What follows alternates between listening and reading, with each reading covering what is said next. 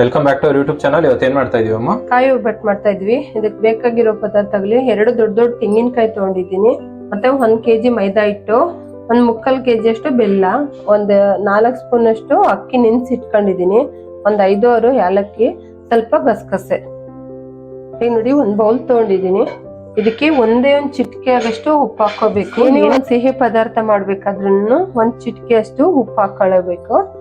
ಸ್ವಲ್ಪ ಉಪ್ಪು ಹಾಕೊಂಡು ಸ್ವಲ್ಪ ನೀರ್ ಹಾಕೊಳ್ಳೋಣ. ಇದಕ್ಕೆ ಅರಿಶಿನ ಪುಡಿ ಹಾಕ್ತಾ ಇಲ್ಲ ನಾನು, ಇದು ಕಾಯಿ ಹೋಳಿಗೆ ಅಲ್ವಾ, ಹಂಗಾಗಿ ಕಲ್ಸ್ಕೊಳ್ಳೋಣ. ಸ್ವಲ್ಪನೇ ಹಿಟ್ಟು ಹಾಕೊಂಡು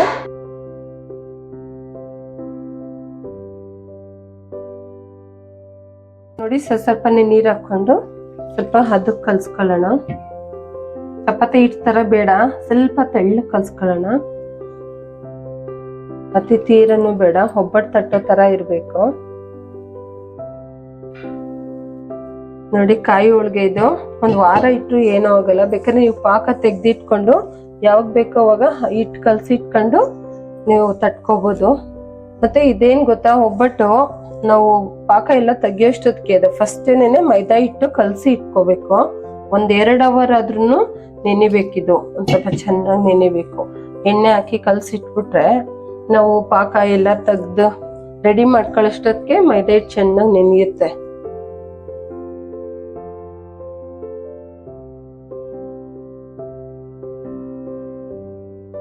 ನೋಡಿ ಇಷ್ಟು ತೆಳ್ಳಗೆ ಕಲ್ಸ್ಕೊಂಡಿದ್ದೀನಿ. ಇವಾಗ ಇದಕ್ಕೆ ಎಣ್ಣೆ ಹಾಕೊಳ್ಳೋಣ. ಸ್ವಲ್ಪ ಎಣ್ಣೆ ಜಾಸ್ತಿನೇ ಹಾಕೋಬೇಕು ಮೈದಾ ಹಿಟ್ಟು ಕಲ್ಸ್ಕೊಳ್ಳೋದಕ್ಕೆ, ಆವಾಗ ಅದು ಸ್ಮೂತ್ ಆಗಿ ಚೆನ್ನಾಗಿ ಬರೋದು.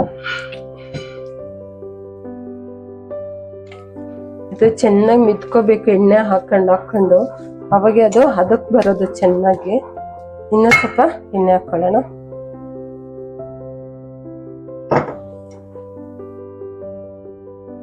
ಆವಾಗಾದ್ರೆ ನೋಡಿ ಈ ತರ ಹದಕ್ ಬರುತ್ತೆ ಚೆನ್ನಾಗಿ.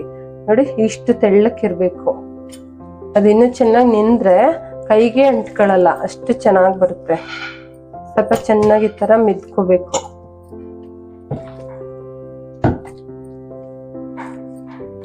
ನೋಡಿ ಈ ತರ ಎಣ್ಣೆ ಹಾಕೊಂಡು ಚೆನ್ನಾಗಿ ಮೆತ್ಕೊಂಡಿದ್ದೀನಿ ನಾನು. ಈ ತರ ಕೈಗೆ ಅಂಟ್ಕೊಂಡಂಗೆ ಚೆನ್ನಾಗಿ ಬರ್ಬೇಕು. ಇವಾಗ ಇದನ್ನ 1-2 ಅವರ್ ಪ್ಲೇಟ್ ಮುಚ್ಚಿ ಎತ್ತಿಟ್ಬಿಡೋಣ. ಪ್ಲೇಟ್ ಮುಚ್ಚಿಟ್ಟು 1-2 ಅವರ್ ಎತ್ತಿಟ್ಬಿಡೋಣ. ಅಷ್ಟೊತ್ತಿಗೆ ಹೂರ್ಣ ಎಲ್ಲ ರೆಡಿ ಮಾಡ್ಕೊಳ್ಳೋಣ. ಕಾಯಿ ಹುಡ್ಕೊಂಡು 2 ಈ ತರ ತುರ್ಕೋಬೇಕು.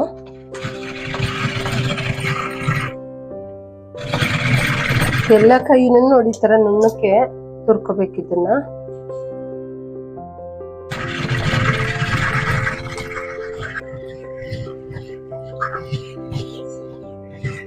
ನೋಡಿ ಎಲ್ಲ ತುರ್ದಿಟ್ಕೊಂಡಿದೀವಿ. ಇವಾಗ ಒಂದು ಮಿಕ್ಸಿ ಜಾರ್ ತಗೊಂಡು ಸ್ವಲ್ಪನೇ ನೀರ್ ಹಾಕ್ದಂಗೆ ರುಬ್ಕೊ ಬರ್ಬೇಕು. ಮತ್ತೆ ಇದಕ್ಕೆ 2 ಏಲಕ್ಕಿ ಮತ್ತೆ ಗಸಗಸೆ ಎಲ್ಲ ಹಾಕೊಂಡು ರುಬ್ಕೊಂಬರೋಣ. ಮತ್ತೆ ನೋಡಿ ಅಕ್ಕಿ ನೆನ್ಸಿಟ್ಟಿದ್ನಲ್ಲ, ಇದು ಒಂದೊಂದ್ಸರಿ ಜಾರ್ಗು 1 ಸ್ಪೂನ್ ಅಕ್ಕಿ ಹಾಕೊಂಡು ರುಬ್ಕೊ ಬರ್ಬೇಕು. ನೋಡಿ ತೆಂಗಿನಕಾಯಿ ರುಬ್ಕೊಂಡ್ ಬಂದಿದ್ದೀನಿ. ನೋಡಿ ಇಷ್ಟು ನುಣ್ಣಕ್ಕೆ ರುಬ್ಕೋಬೇಕು, ನೀರ್ ಹಾಕ್ದಂಗೆ ಈ ತರ ಗಟ್ಟಿಯಾಗಿ ರುಬ್ಕೋಬೇಕು. ಈಗ ಇದನ್ನೆಲ್ಲ ಒಂದು ಬೌಲ್ಗೆ ಹಾಕೊಳ್ಳೋಣ. ನೋಡಿ ತುರ್ದು ಇಟ್ಕೊಂಡಿರೋ ತೆಂಗಿನಕಾಯಿ ಎಲ್ಲ ರುಬ್ಕೊಂಡ್ ಬಂದಿದೀವಿ.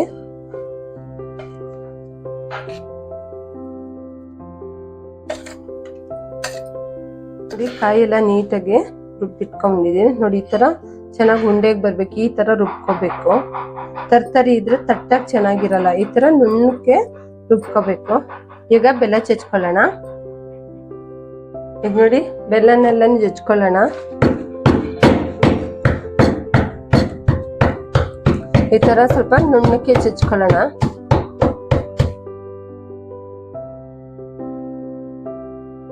ಬೆಲ್ಲ ಚಚ್ಕೊಂಡಿದ್ವಿ, ಈಗ ಪಾಕ ತಕೊಳ್ಳೋಣ.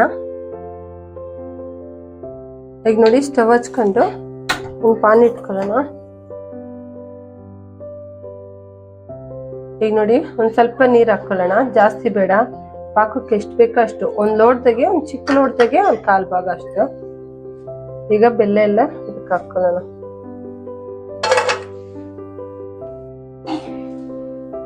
ಬೆಲ್ಲ ನಿಮ್ಗೆ ಎಷ್ಟು ಸ್ವೀಟ್ ಬೇಕೋ ಅಷ್ಟು ತಕ್ಕನಂಗೆ ಹಾಕೊಳ್ಳಿ. ಒಬ್ಬೊಬ್ರು ಸ್ವೀಟ್ ಜಾಸ್ತಿ ತಿಂತಾರೆ, ಒಬ್ರು ಕಮ್ಮಿ ತಿಂತಾರೆ, ಹಂಗಾಗಿ ನಿಮ್ಗೆ ನೋಡ್ಕೊಂಡು ಹಾಕೊಳ್ಳಿ. ನಾನು ಇದೊಂದು 3/4 kg ಬೆಲ್ಲ ತಗೊಂಡಿದ್ದೀನಿ. ಇದು ನೋಡಿ ತಿರುಗಿಸ್ಕೊಡ್ತಾ ಇರಿ. ಸ್ವಲ್ಪ ಬೆಲ್ಲ ಎಲ್ಲ ಚೆನ್ನಾಗಿ ಕರಗಿ ಪಾಕ ಬರಬೇಕು.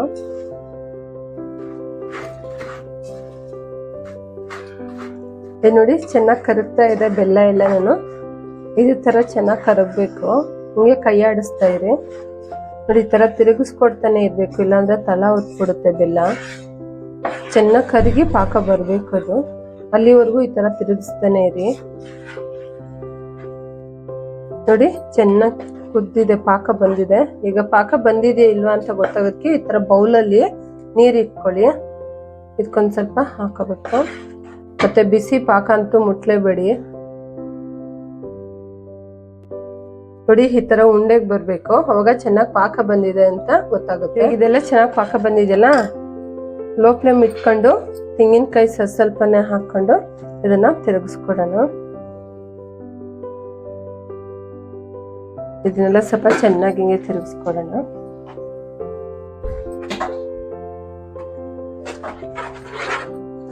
ಎಲ್ಲ ನಾನು ತೆಂಗಿನ ತುರಿ ಎಲ್ಲ ಹಾಕೊಂಬಿಡೋಣ.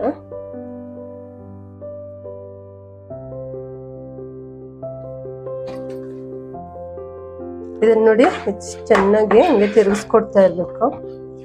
ಪಾಕದೊಳಗಡೆನೆ ಹಿಂಗೆ ಸ್ಟವ್ ಆಫ್ ಮಾಡ್ದಂಗೆ ಲೋ ಫ್ಲೇಮ್ ಇಟ್ಕೊಂಡು ಈ ತರ ಚೆನ್ನಾಗಿ ಪಾಕದೊಳಗಡೆ ತಿರುಗಿಸ್ತಾ ಇರ್ಬೇಕು.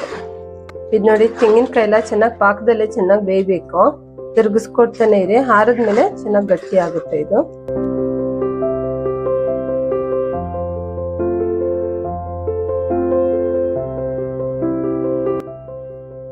ನೋಡಿ ಚೆನ್ನಾಗಿ ಪಾಕದೊಳಗಡೆನೆ ತೆಂಗಿನಕಾಯಿ ಎಲ್ಲ ಚೆನ್ನಾಗಿ ಬೆಂದಿದೆ.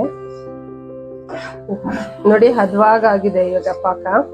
ಈಗ ಸ್ಟವ್ ಆಫ್ ಮಾಡ್ಕೊಂಡು ಒಂದು 10 ನಿಮಿಷ ಹಾರಕ್ ಬಿಟ್ಬಿಡೋಣ.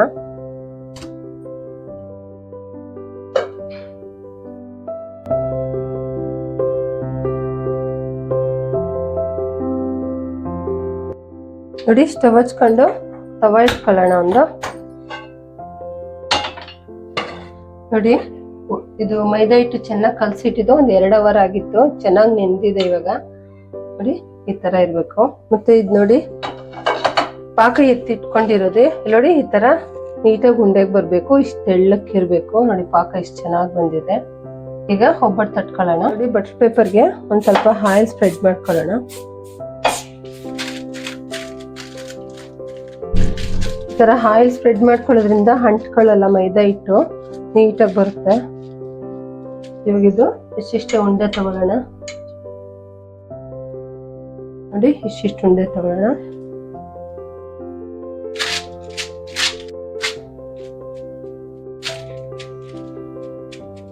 ನೋಡಿ ಈ ತರ ಒಂದ್ ಸ್ವಲ್ಪ ತೆಳ್ಳಕ್ಕೆ ಈ ತರ ಕೈಯಲ್ಲೇ ತೊಟ್ಕೋಬೇಕು.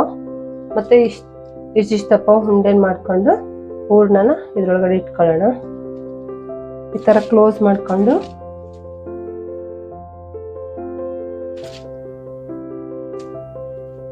ಒಂದ್ ಸ್ವಲ್ಪ ಕೈಗೆ ಎಣ್ಣೆ ಹಚ್ಕೊಳ್ಳಿ.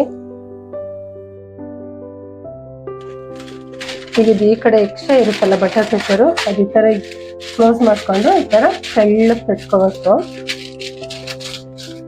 ಎಷ್ಟು ತೆಳ್ಳಕ್ಕಾದ್ರೂ ತಟ್ಕೋಬಹುದು, ನೀಟಾಗಿ ಚೆನ್ನಾಗಿ ಬರುತ್ತೆ.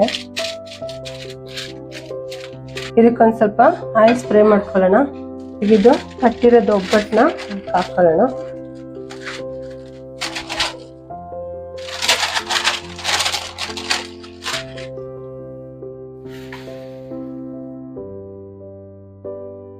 ಒಂದ್ ಸ್ವಲ್ಪ ಇಲ್ಲ ತುಪ್ಪ ಆಗ್ಲಿ ಇಲ್ಲ ಆಯಿಲ್ ಆಗ್ಲಿ ಸ್ವಲ್ಪ ಹಾಕೊಳ್ಳಿ. ಇದನ್ನ ಇನ್ನೊಂದ್ ಕಡೆ ದೂರ ಹಾಕೊಂಡು ಬೇಯಿಸ್ಕೊಳ್ಳೋಣ.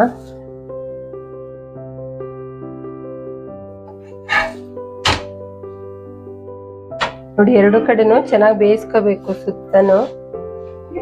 ನೋಡಿ ಇದು ಎರಡು ಕಡೆ ಚೆನ್ನಾಗಿ ಬೆಂದಿದೆ. ಈಗ ಒಂದು ಪ್ಲೇಟಿಗೆ ಸರ್ವ್ ಮಾಡ್ಕೊಳ್ಳೋಣ.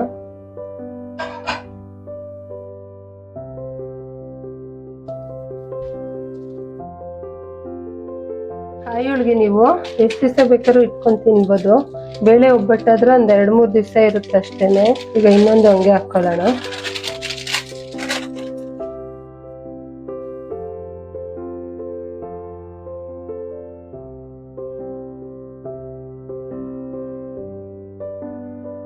ನೋಡಿ ಎರಡು ಸೈಡು ಚೆನ್ನಾಗಿ ಬೆಂದಿದೆ.